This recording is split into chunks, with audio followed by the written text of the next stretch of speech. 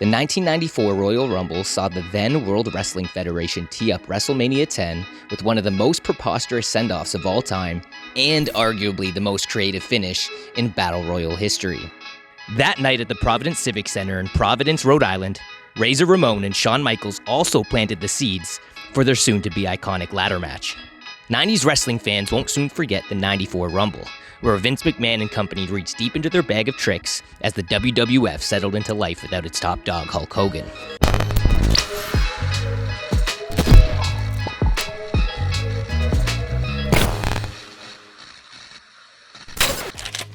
'90s wrestling was notoriously campy as the WWF leaned into questionable stereotypes, over-the-top costumes, and occupation gimmicks.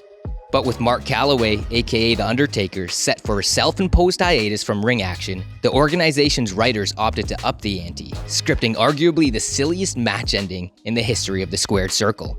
The curiosity started when a parade of heels stormed the ring to assist Yokozuna as he and Undertaker went toe-to-toe in a casket match for the heavyweight championship. The winner would be crowned only if he could successfully place his opponent in a ringside casket and close the lid. They're trying to get him in the box! They're trying to get him in the box!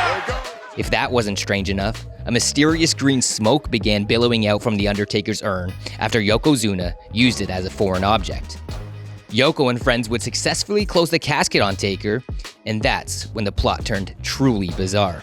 Taker was apparently supposed to have died and then was seen ascending to the heavens to the bewilderment of fans. We've never seen anything! What? Anything quite like this? What is that? Yes, that's right, the Undertaker died and ascended to the heavens, leading to his eventual return feud with an imposter Undertaker, played by Calloway's real-life cousin, Brian Lee. But that casket match is not the first thing that comes to mind when one recalls the '94 Rumble.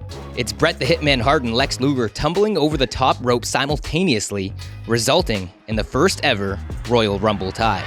The winners are Lex Luger and Bret Hitman Hart! According to Luger, it was Hart who was responsible for executing the finish and ensuring both men hit the ground in unison, and it was executed to perfection. In Hogan's absence, McMahon had tabbed Luger as his top babyface with a similar All-American persona. But despite the full court press backing Luger as the new main attraction, including body slamming Yokozuna on the deck of an aircraft carrier and a cross-country bus tour known as the Lex Express, fans remained lukewarm on Luger, instead favoring Hart as their heir apparent. WWE booker Bruce Pritchard, who as the red-faced preacher Brother Love served as The Undertaker's first manager, said they'd started to pump the brakes on the Luger push in the summer of '93, when he was originally supposed to take the title off Yokozuna at SummerSlam. But according to Pritchard, the WWF wasn't totally ready to bail on Luger as a viable headliner, and the Hart-Luger tie at the Rumble allowed the company to tread water before deciding who to elevate at WrestleMania. And the decision apparently wasn't made until the weekend of the event. The co-winner finish was followed by a convoluted coin toss to determine who would get a shot at Yokozuna's first title at WrestleMania. Luger got the first crack at Yoko, but was disqualified by guest referee Mr. Perfect in controversial fashion. He's disqualified Lex Luger! He won! I think he's disqualified Lex Luger! Let's get the reenactment! Then, after losing earlier in the night in a match against his younger brother Owen Hart, Bret closed the show by upending Yoko and claiming the heavyweight title. Luger would never again feature as a top draw for WWF, settling into tag team action with the British Bulldog in '95 before leaving for competitor WCW. I'm here to get it on with the big boys, and that means you! Meanwhile, Hart would lose and regain the heavyweight title over a series of ensuing feuds involving Bob Backlund, Diesel, Shawn Michaels, Psycho Sid, The Undertaker, and Stone Cold Steve Austin.